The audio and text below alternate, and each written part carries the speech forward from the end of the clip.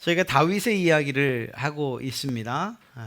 다윗은 사실 사무엘서에서 꽤 일찍 등장한 인물인데 그런데 이제서야 그 인생의 꽃을 피우기 시작합니다. 다윗이 오늘 말씀을 우리가 읽진 않았습니다만 5장 초반부를 보면 다윗이 기름 부음을 받는 일이 일어나게 됩니다. 그러니까 3절을 보면 이에 이스라엘 모든 장로가 헤브론에 이르러 왕에게 나오매 다윗 왕이 헤브론에서 여호와 앞에 그들과 언약을 맺음에 그들이 다윗에게 기름을 부어 이스라엘 왕으로 삼으니라. 다윗이 기름 부음 받는 장면만 벌써 세 번째 등장을 하는 거죠. 그러니까 사무엘상 16장 어린 이 다윗에게 사무엘이 기름을 붓습니다.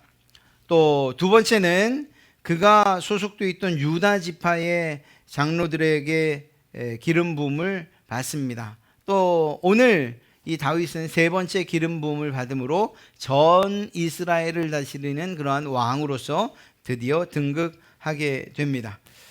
이때 나이가 37살이라고 기록하고 있습니다. 모든 12지파가 다윗의 지배하에 이 통치하에 들어오게 된 것이죠.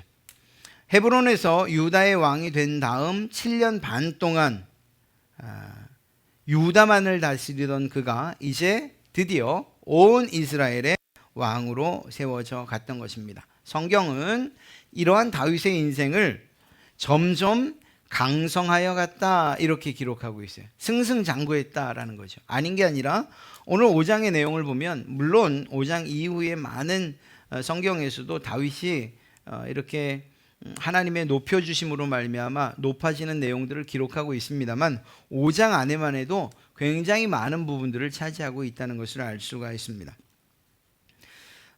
다윗은 이제 전체 이스라엘을 다스리는 나라로서 성경이 기록하고 있는데 점점 강성하여 가는데 그 내용이 어떤가 한번 좀 살펴보려고 합니다. 많은 사건을 기록하고 있는데 그 사건들마다 다윗이 이렇게 강성하여 가고 있구나 하는 것을 우리에게 알려주고 있기 때문입니다. 그 가운데 첫 번째 등장한 것이 무엇인가 하면 바로 여부스 성을 빼앗은 일입니다. 이 여부스 족속에 대한 이야기는 사사기에서부터 등장을 합니다. 유다 지파에게 주어진 땅이고 그리고 그 땅을 유다 지파가 정복해야 했는데 그렇게 하지 못해요. 이유는 매우 센 사람들이 거기에 살고 있었기 때문입니다. 첫째는 힘이 셀 수도 있고 군사력이 셀 수도 있고 무기가 좋을 수도 있고 이 모든 것들을 다 세다고 표현하는데 그것에 더해서 이 지형 자체가 난공불락의 성이었던 것입니다. 이 여부스 사람들이 있던 그 곳 이후에 예루살렘 성으로 불리는 이곳이 어떤 곳인가? 지형이 아주 험해요. 그리고 높은 지역 600m에 있는 그러한 고지대였고 북쪽을 제외하고 나머지는 다 골짜기로 이루어져 있어요. 그러니까 북쪽 한 부분만 잘 막으면 이 침공할 수가 없는, 이 침략할 수 없는 그러한 성인 것이죠. 그러니까 여부스 사람들이 이것에 대한 자만감을 오늘 표현하고 있는 거예요. 우리 동네에 있는 시각장애인이나 또 지체장애자들이 이 성을 지켜도 우리가 이길 것이다. 너희는 우리 성을 함락시키지 못할 것이다. 이렇게 조롱 섞인 말을 한 거예요. 그것이 오늘 우리가 읽었던 성경의 내용이에요. 그만큼 이 여부스 성은 지형적으로 유리했고 또 그것에 대한 확신이 이 여부스 사람들에게 있었던 것입니다. 이 여부스 성에 살고 있던 사람들은 적은 수로도 많은 적군을 대항해서 이길 수 있는 능력이 있었죠. 그런 지형에 있었기 때문에 말입니다. 그렇기 때문에 사사시대에 이미 주어졌던 그 성임에도 그 땅임에도 불구하고 거반 400년 동안을 그것을 빼앗지 못하고 그냥 이스라엘 안에 여부스 사람들을 살게 두었던 거예요. 가나안 사람들이 살고 있었던 거죠. 그 성을 오늘 다윗이 빼앗습니다. 그 내용에 대해서는 수로를 이용했다 이렇게 말하는데 학자들에 의하면 그게 정말 맞는가는 한번 생각해 봐야 된다 이렇게 이야기를 합니다만, 어찌됐거나 성경은 수로를 통해라고 되어 있지 않습니까? 평상시에는 아무 문제가 없었을 거예요. 북쪽 열린 곳으로 가서 물을 구해왔을 텐데, 이제 전쟁이 되면 그곳마저 성문으로 닫고 나면 물을 구할 곳이 없죠. 그러니까 이 여부스 성에서 아래쪽으로 깊은 수로를 파서 물을 끌어올렸던 것입니다. 그런 이 물길이 하나 있었던 것이고, 그곳을 통해서 다윗이 이 여부스 성을 빼앗게 된다. 성경은 그렇게 말하고 있습니다. 쉽지 않은 일이었던 거죠. 400년 동안 빼앗지 못한 그 땅을 다윗이 빼앗은 거예요. 다윗이 점점 흥해가고 강성해져 가는 과정을 이야기하고 있는 것입니다. 내부적으로 자기가 거할, 그리고 전 이스라엘 영역에서 수도를 삼을 만한 바로 그곳을 지금 얻은 것이죠. 그러니까 큰 일을 한 것이라고 이야기할 수밖에 없습니다. 끝내 이루지 못했던, 400년 동안 이루지 못했던 그 일을 다윗이 지금 해낸 것이죠. 그렇게 해서 결국 다윗성을, 이 여부스성을 빼앗게 되고 그곳에 자신의 이름을 붙여 다윗성이라고 그렇게 부르게 된 것입니다. 오늘 7절 말씀을 보면 다윗이 시온산성을 빼앗았으니 이는 다윗성이더라. 예, 여부스 성이었는데 그것을 정복한 자의 이름을 따서 다윗성이라고 그렇게 부른 것이죠. 이렇게 해서 결국은 다윗은 내부적으로 이 자신들의 군사들과 함께 성을 차지하고 그것을 수도로 삼게 됩니다. 모든 사람들이 우러러 볼 수밖에 없는, 그리고 그가 점점 강하여져 가고 있다는 것을 인지할 수밖에 없는 큰 사건 가운데 하나였던 것이죠.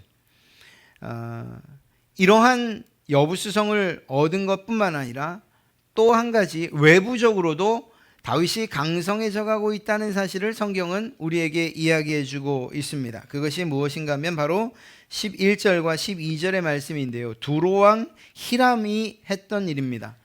이미 내부적으로는 결속이 되어 있고 또 단단해져 있는 이스라엘. 그런데 그것뿐만 아니라 그것이 다른 사람들에게도, 다른 이방 나라들이 볼 때에도 이스라엘이 단단하다, 강하다라는 그러한 인식을 줬던 거죠. 그래서 두로왕 히람이 다윗에게 선물을 하듯이, 마치 조공을 바치듯이 그가 어떠한 일을 합니다. 그것이 무엇이었는가? 사절단과 함께 건축 자재들, 그리고 건축 시공업자들을 보내서 다윗의 집을 짓도록 한 것입니다. 이것은 다윗이 그만큼 강해졌다라고 하는 그러한 의미인 거죠. 참고로 이때 두로는 어떤 나라였는가? 그 당시에 매우 잘 나가던, 우리 시쳇말로 잘 나가던 그런 나라였어요. 무역국가였고요. 그런 나라가 이스라엘의 다윗 왕, 이제 새로 왕이 된 그에게 이러한 선물을 보냈다라고 하는 것은 다윗의 힘이 강해져 가고 있다는 것을 증명하고 있는 일인 것입니다.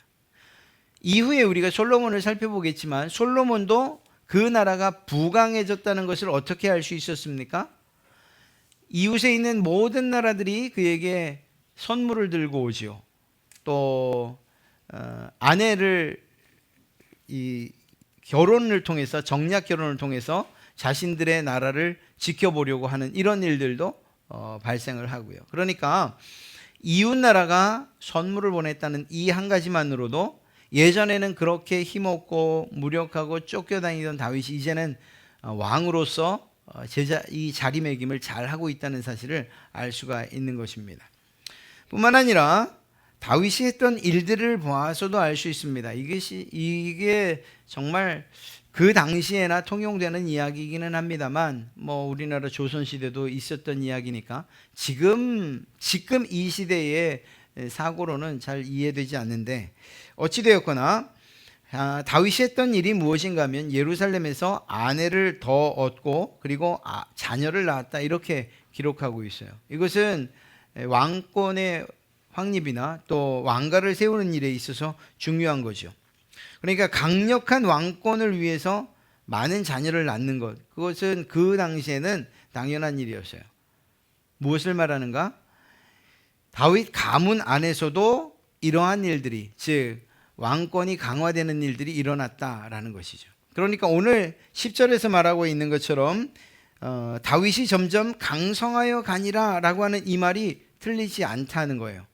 외부적으로 볼 때도 내부적으로 여부수성을 함락시키고 다윗성으로 이름을 바꾼 것이거나 혹은 자녀를 낳고 아내를 구하고 자녀를 낳는 것으로서 왕권을 확립시키는 것이나 모두 다윗이 강성해져 가는 그러한 증거들이라고 이야기할 수 있는 것이죠. 이러한 많은 일들이 다윗에게 일어난 거예요. 사실 다윗의 초기에 이런 일들이, 다윗이 왕이 된 초기에 이러한 일들이 일어났다라고 하는 것, 그간에 뿌린 눈물의 씨앗들과 그리고 인내의 시간들이 결코 의미 없는 시간들이 아니었다는 것을 먼저 이야기하고 있는 거죠. 그가 했던 일들을 돌이켜 보십시오. 사울에게 쫓길 때에도 하나님의 주권을 생각해서 다윗은 사울에게 손을 대지 않았습니다. 그러면서도 여전히 고통 가운데 있었죠. 또 유다의 왕이 됐을 때도 마찬가지였어요. 여전히 사울 왕가에서 일어난 이스보셋과 아브넬의 문제가 있었고, 그러면서도 그들이 죽었다는 소식에 기뻐하는 것이 아니라 오히려 진정한 애도를 표하며 장례를 치러주는, 정적으로서는 사실 쉽지 않은 그러한 일들을 이 다윗이 해왔죠. 그것은 그에게는 참는 시간, 인고의 시간이었어요. 그렇게 많은 시간들을 참아왔던 그가 참았던, 그리고 또 굳게 잠겨있던 꽃봉오리가 터지듯이 그냥 그 꽃이 만개하고 있는 것을 이 5장 안에서 우리는 확실히 볼 수가 있는 것입니다. 그리고 그것을 한 단어 강성이라는 말로서 표현하고 있는 거죠. 한 나라의 왕이 된 거예요. 목동이었는데 양을 치던 자가 이제는 백성을 치는, 그리고 그들을 통치하고 다스리는 자가 되었던 것입니다. 어떤 사람들의 이야기들, 인생 역전한 사람들의 이야기도 이처럼 극적인 이야기가 또 어디 있겠습니까? 이렇게 왕으로서 자리매김했는데 우리가 생각해 보고자 하는 건 그거예요. 다윗이 어떻게 이렇게 강성해질 수 있었는가 하는 그런 생각을 해볼 수밖에 없죠. 그 당시에 그냥 그 표면적인 역사로 보면 이스라엘이 이렇게 다른 외침을 받지 않을 수 있는 그런 시기이기는 했습니다. 그러니까 국가 정세가 어떻게 되어 있었는가 하면 남쪽에서는 강국이었던 이 이집트가 점점 몰락해 가고요. 북쪽에 있는 아시리아는 신흥 세력이긴 했지만 점점 커져가고 있는 그런 상황이었어요. 그러니까 이 가운데 끼어 있는 이스라엘을 신경 쓸 틈이 없었던 것입니다. 자기 나라를 돌보기도 바빴던 거예요. 그래서 그나마 이 국가 정세 안에서 평화가 유지되고 있었던 그러한 상황이었습니다. 이 가나안 지역에 신경을 쓸 수가 없던 거죠. 이런 시대적인 배경이 다윗 왕가가 깊이 뿌리 내리는데 도움을 줬던 것은 사실입니다. 그래서 성경을 믿지 않는다거나 또 하나님이 하신 일들에 대해서 전혀 연관지어 생각하지 않는 사람들은 참 운이 좋았다, 다윗이 참 운이 좋았어, 이렇게 이야기할 수 있을지 모릅니다. 그러나 우리는 그것이 단순한 운이 아니라는 사실을 잘 알고 있죠. 또 한 가지는 그가 강성했던 이유를 여기서도 찾아볼 수 있을 것 같습니다. 그의 성품과 왕으로서의 자질 말입니다. 그러니까 그가 그간 해왔던 여러분과 제가 다윗의 이야기를 처음부터 쭉 해왔던 것들을 돌이켜보면 이런 사람이 왕이 되어야지 라는 생각을 할 수밖에 없어요. 물론 이 다혈질이기도 하고 또 이후에 실수를 하기도 하지만 그럼에도 불구하고 그는 왕이 되기에 충분한 사람이었어요. 이 다혈질이라기보다는 속에 숨겨두는 사람이죠. 이 나중에 보면 그런 생각이 좀 들 수밖에 없어요. 그러나 잊지는 않아요. 어떤 사건에 대해서 잊지는 않는, 그런데 그것을 과하게 표현하지 않는 그런 성격이거든요.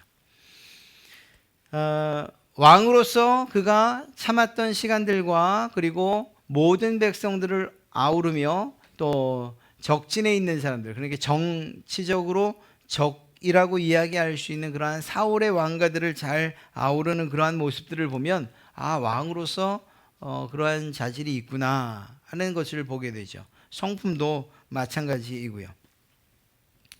그런데 그것만은 아니었던 것 같아요. 왜냐하면 성경은 다윗이 성품이 좋아서 강성했다, 다윗이 국제정세 좋은 시절을 만나서 그가 운이 좋게 강성했다, 그렇게 말하고 있지 않기 때문이에요. 오늘 10장 10절의 말씀을 보면 다윗의 강성한 이유를 만군의 하나님 여호와께서 함께 계시니 라고 분명히 밝히고 있어요. 하나님께서 함께 계신다는 거예요. 그리고 그냥 하나님이 아니라 만군의 하나님, 무리군자가 아니고 군사군자예요. 모든 열방 군대의 하나님이신 거예요. 만군의 하나님. 그러니까 하나님에게 그만한 능력과 힘이 있다는 것을 성경은 이야기하고 있는 것이고, 그런 하나님께서 누구와 다윗과 함께 계셨기 때문에 그가 강성할 수 있었다, 이렇게 이야기하고 있는 것이죠. 이것이 오늘 5장에 나타난 다윗이 부흥하고 강성하고, 그래서 여부수성을 빼앗고 두로왕이 찾아오고, 또한 그가 자녀를 낳는 것을 통해서 왕권을 확립할 수 있었던 그 이유가 무엇이냐? 하나님께서 함께 하셨기 때문이다 라는 이 한마디로서 정리하고 있는 것입니다. 다윗은 사실 처음부터, 그의 등장부터 하나님과 함께 했던 사람인 것을 우리가 잘 알고 있어요. 기억하고 있어요. 골리앗과 싸울 때의 다윗의 모습도 하나님과 함께 했기 때문에 그렇게 담대하게 나갈 수 있었던 것이고, 사울에게 쫓기는 과정 가운데에서 그가 사사로운 복수를 하지 않았던 것도 하나님이 함께 하셨기 때문이에요. 다윗의 인생의 전체를 볼 때 하나님이 늘 함께 하셨다는 사실을 알 수가 있어요. 심지어는 그가 잘못된 판단을 했을 때, 즉 블레셋으로, 하나님께 묻지 않은 채 블레셋으로 망명했을 그때에도 하나님은 그와 함께 하셔서 많은 어려움과 또 위기의 상황 가운데서 건지시고, 그리고 또 아말렉과의 전쟁 가운데서도 이기게 하시고 하는 이런 일들. 그래서 다윗의 인생, 지금까지 인생을 쭉 보면 하나님이 그와 함께 하셨다는 사실들을 우리는 잘 알 수가 있고, 그것을 이 10절에서 정리하고 있는 거예요. 만군의 하나님께서, 하나님 여호와께서 함께 계시니 다윗이 점점 강성하여 가니라. 사랑하는 성도 여러분, 우리가 인생을 살아가는 조건, 잘 살아가는 조건들 왜 없습니까? 있지요. 소위 타고나면서부터 우리가 갖게 되는 그런 배경들, 흙수저냐 금수저냐 뭐 하는 이런 이야기들, 이게 삶을 살아가는데, 인생을 살아가는데 도움이 되겠습니까? 당연히 되지 않겠어요? 없는 것보다는 많은 것이 낫고, 이 지위가, 사회적인 지위가 낮은 것보다 높은 게 낫고, 권력이라는 것 없는 것보다 가진 게 낫고, 인간관계 엉망인 것보단 좋은 것이 낫고, 그러니까 인생을 성공적으로, 또 오늘 표현대로 강성하게 살아가는 여러 가지 방법들은 많다니까요. 그리고 그것들을 위해서 대부분의 사람들이 노력을 해요. 아이들을 왜 공부시키십니까? 그 아이가 정말 공부하는 걸 좋아해서요 라고 대답하실 분이 과연 몇이나 있을까? 좋은 대학 가야죠. 그럼 좋은 대학 가서 뭐 할까요? 그래야 좋은 직장 가죠. 그래야 조금이라도 빠르게 자기 집 사지요. 아, 자기 집만요? 아니요. 좋은 아내도, 좋은 남편도 맞을 수 있죠. 정말 그런가요? 돈이 많다고? 또 좋은 직장 가졌다고? 조건이 될 수는 있어요. 그러나 그것이 전체는 아니라는 거예요. 그렇게 살다가 결국 마지막 맞이하는 것은 좋은 관 살려고요. 이것으로 끝나지 않겠습니까? 우리가 인생을 살면서 많은 사람들이 이야기하는 그 조건들은 결국은 좋은 관을 사려고 하는 것에 불과하지 않겠냐는 거예요. 하나님께서 함께 하시는 그때의 강성함이 그저 우리의 먹고 사는 일, 우리가 추구하는 성공과 관계된 일이라고 한다면 세상 사람들이 추구하는 것과 무엇이 다르겠습니까? 다를 바가 없죠. 더더군다나 우리가 인생을 알 수 없지 않습니까? 한 치 앞도 알 수 없는 것이 인생이잖아요. 우리가 뉴스 사회면만 봐도 그래요. 어제 일어났던 사고, 도로를 달리면서 어제의 사망자, 부상자 한번 보신 적 있으세요? 내가 아닌 것이 다행일 뿐이에요. 누가 무너지는 그 건물에 그만 이렇게 돌아가실 줄 누가 알았겠어요? 그것 외에도 부지불식간에 예상치 않았던 알지 못하던 사건과 사고, 그리고 우리를 난감하고 또 때로는 힘들게 하는 일들이 얼마나 많습니까? 즉 인생은 우리의 뜻대로 이루어져 가지 않는다는 거예요. 그런 인생을 살면서 그나마 대비하는 것이 돈이고 명예고 권력이고 친구고 또 자녀이고 또 혹은 보험이고 등등 이런 것들 뿐이라고 한다면 너무 위태롭지 않습니까? 그것에 우리의 인생을 정말 맡길 수 있냐는 거예요. 지갑에 그래도 단돈 10만 원이라도 있으면 그래도 마음이 편안하게 밖을 나가는데, 아무것도 가지고 있지 않으면 차 타는 것 하나 불안하고, 또 누구 만날까 봐 만나면 밥 한번 먹자고 하는 말 하기가 힘들고, 이게 우리의 모습이잖아요. 그러니까 있어서 모든 것이 완전하고 성공을 보장하는 것이 아니라는 거예요. 우리가 필요하다고 하는 것들이 있는 것만으로. 다윗은 그것에 대해서 분명하게 알았던 사람이에요.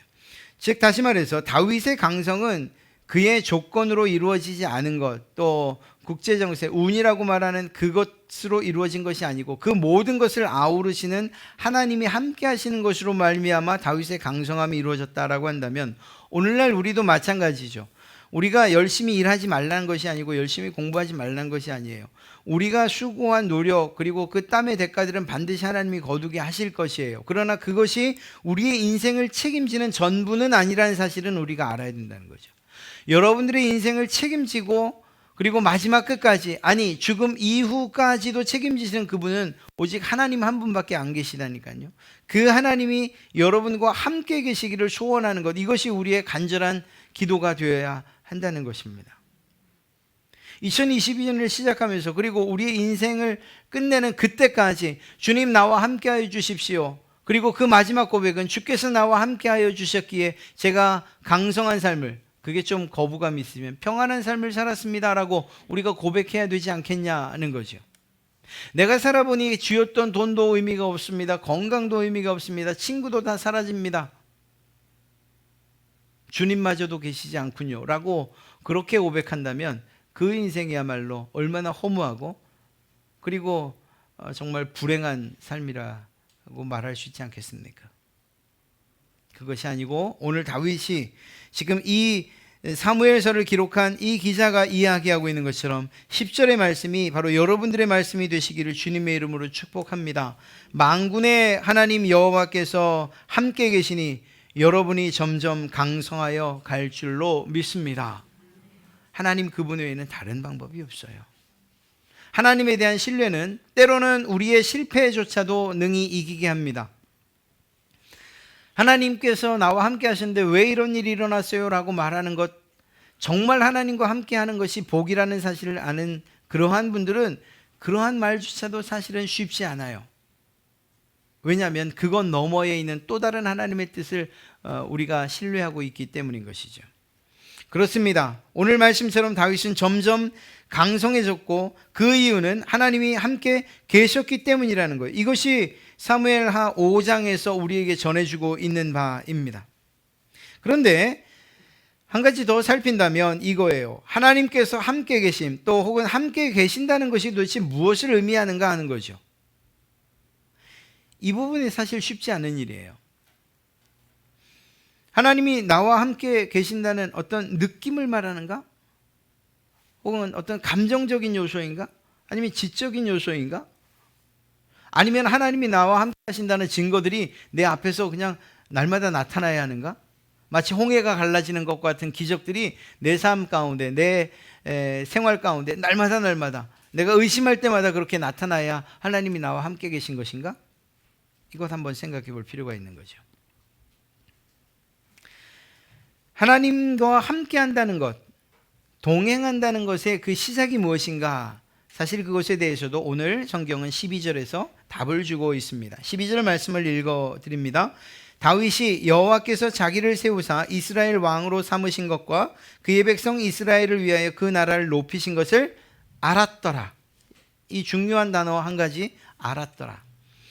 다윗은 이미 강성해져 가고 있었고 자신이 왕이 되었고 이스라엘이 점점 높여져 가고 있다는 사실을 알았어요. 그런데 그렇게 높아지는 이유가 하나님께로부터 나온다는 사실을 알았던 거예요. 단지 높아지는 것, 왕이 됐다는 것, 그 결과만을 안 것이 아니고 그 결과가 이루어지기까지 하나님이 함께 계셨다는 것, 하나님이 세워주셨다는 것, 하나님이 왕의 자리에 앉혀주셨다는 이 사실, 즉 그 결과보다 하나님, 그 모든 일을 이루신 그 하나님의 일하심을 알았다는 거예요. 이게 우리에게 중요해요. 우리의 삶의 목적이 단순히 무엇인가를 이루고자 하는 것, 그리고 우리가 성취하고자 하는 것, 그것이 성공이든 돈이든 건강이든 그 목표에만 우리가 초점을 맞춘다면 그 과정 가운데서 우리와 함께 하시는 하나님의 역사를 볼 수가 없다니까요. 오늘 다윗의 고백이 놀라운 것, 사무엘서 기자는 그가 강성해졌다, 하나님과 함께 하기 때문에 강성해졌다라고 삼자적인 입장에서 이야기하지만 다윗은 그러한 기자의 입장과 동일하게 다윗 역시 하나님께서 나를 왕으로 세우셨습니다, 하나님께서 이스라엘을 높이셨습니다 라고 고백하고 있다는 거예요. 자기의 삶의 주인공이 하나님이라는 것을 알고 있었다는 거죠. 여러분, 우리가 하나님과 동행한다는 것이 무엇입니까? 그분을 인정하는 것이고 그분이 나와 함께 하신다는 사실을 인지하는 거죠. 내가 무엇인가 잘 됐을 때에 또 원하는 것들이 이루어졌을 때, 야, 내가 운이 정말 엄청 좋구나, 또 재수가 없구나, 이렇게 표현하는 것이 아니고 하나님께서 나를 향해 가지고 계신 그 계획과 뜻 안에서 하나님이 동행하신 그 은혜가 또 그 축복이 내게 이루어졌구나, 그렇게 하나님께서 일하신 것으로서 알고 또 그것을 고백하고 있다는 거예요. 사랑하는 성도 여러분, 우리를 높이신 분이 하나님이심을 기억하는 것으로부터 하나님과의 동행이 시작되는 줄로 믿습니다. 그렇게 사십시오.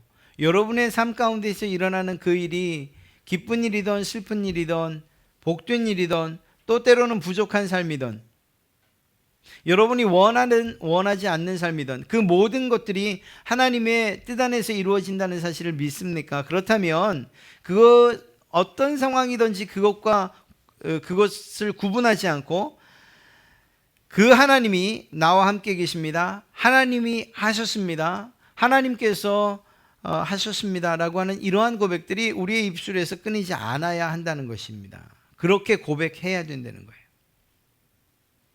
오늘 이 마지막 부분에 블레셋과의 전투를 이야기하고 있는데 하나님과 함께하는 다윗의 모습을 정말 잘 기록하고 있어요.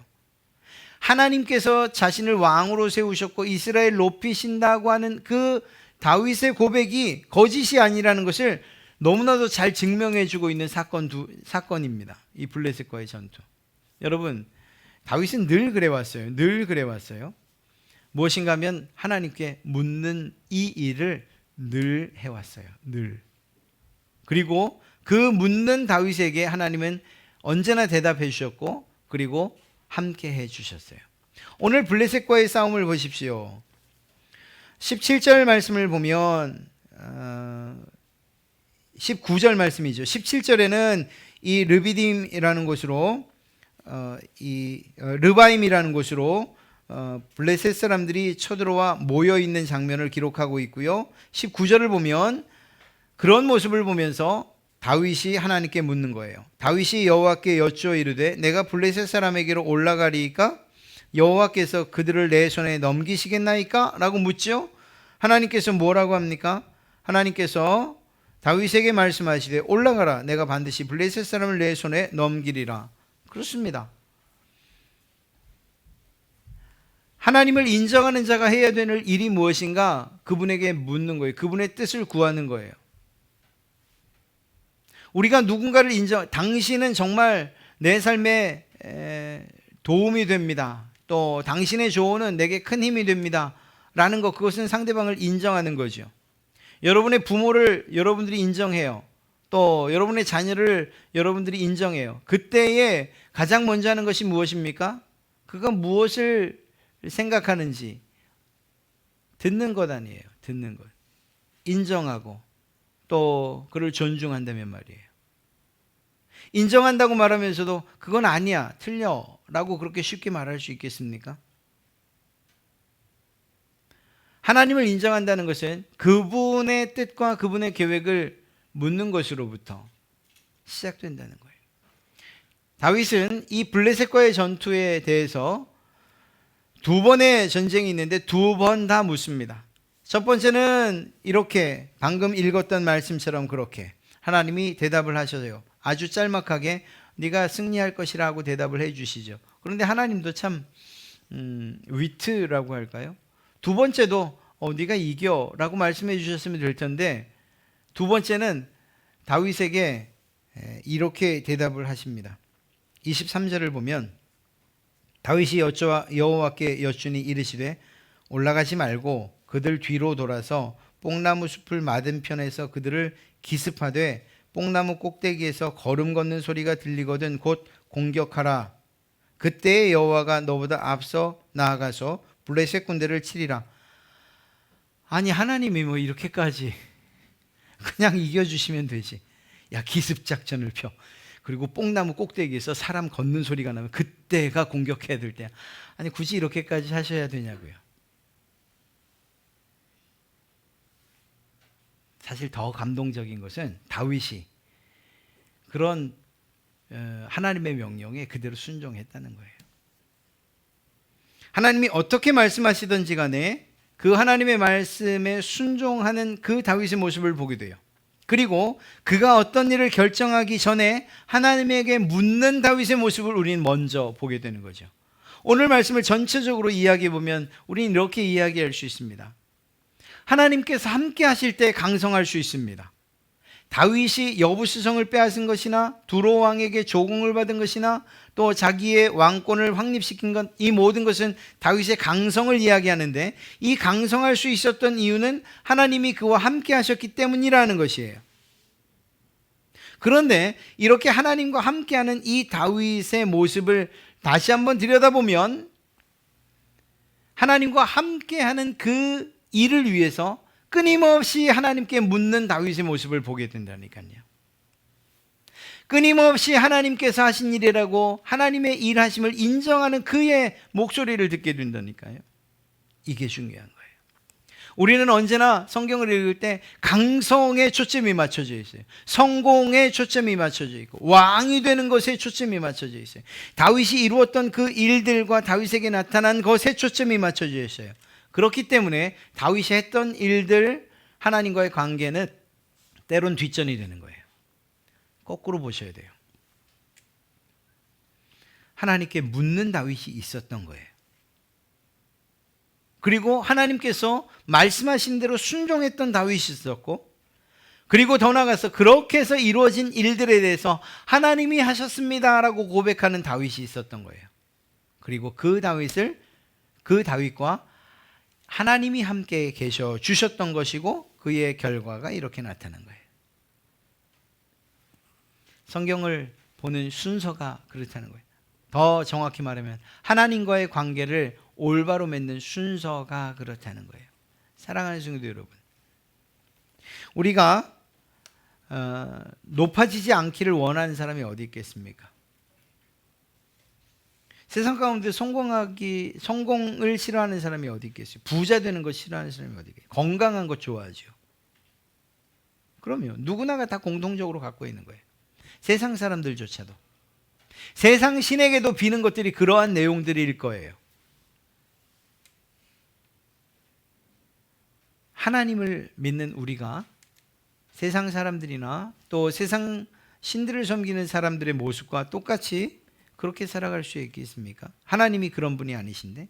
자, 오늘 말씀드린 것을 거꾸로 뒤집어서 다시 한번 정리하시고, 그리고 그것이 여러분들의 삶에 아주 중요한 그러한 성공의 요인들, 또 때로는 하나님과 함께 하시는 그러한 일을 이루는 그러한 요인이 될 줄로 믿습니다. 하나님께서 여러분의 모든 삶을 계획하고 계신 그 하나님께 물으십시오. 하나님께 구하십시오. 기도를 통해서 때로는 그냥 여러분 홀로 계실 때, 때로는 문제가 있을 때 마치 한숨처럼 터져나오는 그러한 소리로서라도 하나님께 여러분들의 문제를, 또 여러분들의 그 생각들을 내어놓고 하나님의 뜻을 물으십시오. 그러면 하나님께서 반드시 대답해 주실 것이고, 그렇다면 그것이 어떤 내용이건, 이렇게 우스운 그러한 작전이든 아니면 그냥 심플한 작전이든 하나님의 말씀에 그대로 순종하시면 됩니다. 그때 하나님께서 여러분과 함께 하시며 여러분의 강성함이 모든 사람들에게 나타내 보여질 줄로 믿습니다. 여러분의 삶이 하나님께서 함께 하심으로 말미암아 점점 강하여지고 또 성공적이고, 그리고 모든 사람들이 인정할 만한 그러한 인생들 되시기를 주님의 이름으로 축복합니다.